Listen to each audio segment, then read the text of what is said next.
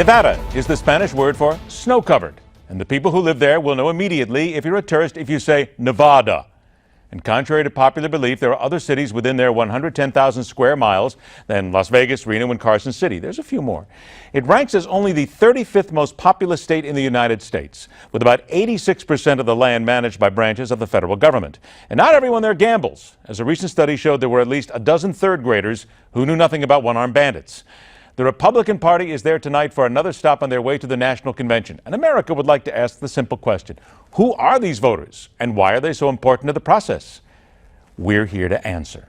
Our guest is Associate Professor of Political Science at the University of Nevada, Las Vegas. Welcome, Professor Rebecca Gill, to the Hardline. Professor, thank you so much for being here. Let's get right to it here. Seriously, the people in Nevada, we know those cities, but give us an idea, a little breakdown of who those voters are. What kind of people live there? Well, I think part of this is going to depend on which kinds of voters we're talking about. Obviously today is the Republican caucus, and so if we're talking about Republican caucus voters, those are going to be very different from the general electorate here in Nevada. How so? What makes the Republicans so different, and what are the Republican voters, as far as your studies have shown, what are they looking for? What kind of voters are they? Well, those that are going to show up at the Republican caucuses today are going to be a subset of the Nevada electorate.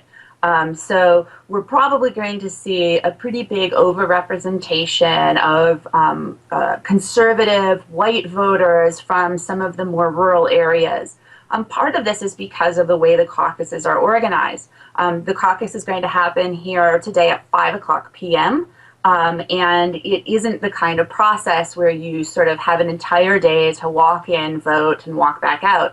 So this is a bigger time commitment, and it's a lot more difficult for a wide range of people to be able to make it to the caucus. So this is going to self-select for a particular part of the Republican electorate. So this is why turnout is going to be very important in deciding the shape of what ends up happening in today's caucus. Most of the people, and I've been to Las Vegas many times, been to Nevada many times, know a lot of people out there. It would seem that we're dealing mostly with an older white audience who perhaps will be able to spend that time, who will be able to put in the time in a caucus, because that's something else we really haven't talked about much. This is a caucus, and the history of the caucus is very brief. I mean, 2008, I think it started, and there's a lot of people saying that we may see a lot of issues tonight in the caucus because still some people don't get it. I think that's probably likely, especially if the experience of the Democrats has anything to say to that, because we had a couple of pretty significant issues with the Democratic caucuses at some of the locations, even here in Las Vegas.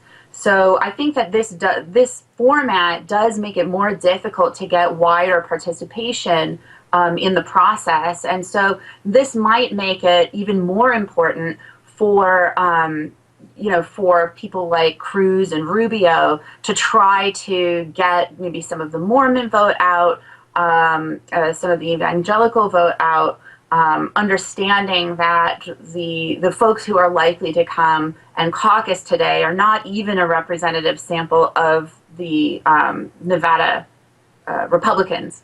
But that was the other issue I was going to bring up, too, because there's about a quarter of the electorate that's expected to be Mormon coming into this. A lot of people that I spoke to originally, they said, really? They didn't realize that there was such a strong Mormon contingent of all places in Nevada, because everybody always just thinks of Las Vegas when they think of Nevada, yes? Well, and there's a strong Mormon population here in Las Vegas as well.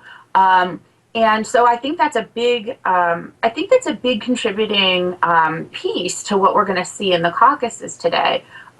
Because if we get, kind of strong Mormon turnout, this is going to probably boost the chances, perhaps of Marco Rubio or of Ted Cruz as compared to Donald Trump, who I think is still projected to win today. Do you think Trump, and again, I've got about a minute left, and I know that this is a lot of speculation at this point, but it would seem that Trump would do very well in Las Vegas because, let's face it, it's kind of that high roller city. A lot of businesses go on there, and the economy has been horrible, especially in Henderson and many other places. So when you get somebody like a Donald Trump who says, we're going to make America great again and bring our economy back, I would imagine that resonates pretty deeply with those people. It might to some. I think it will.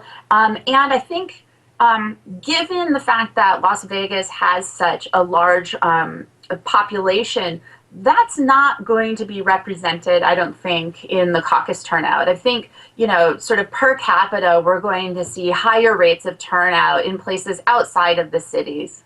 And I would have to guess, knowing Las Vegas and Nevada as I do, there's going to be a lot more people in the casinos tonight than there will be attending the caucuses, because that's just not going to happen. That's not the way. Promise. That's not the way Las Vegas. True. Promise that, right? We won't even have to guess on that. Professor Rebecca Gill, thank you so much for giving us a little idea of what's happening out there. Good luck to the folks in Las Vegas. I always enjoy my time there. Take care. Don't forget, we've talked about the caucuses. We've talked about Nevada. You're going to get a chance to know exactly what's happening. Join us tonight right here on Newsmax, 9 o'clock Eastern Time. Let's get the party started early and let's figure out who exactly is going to come in second, and will the Donald suffer any downside? It's all coming up tonight right here on Newsmax.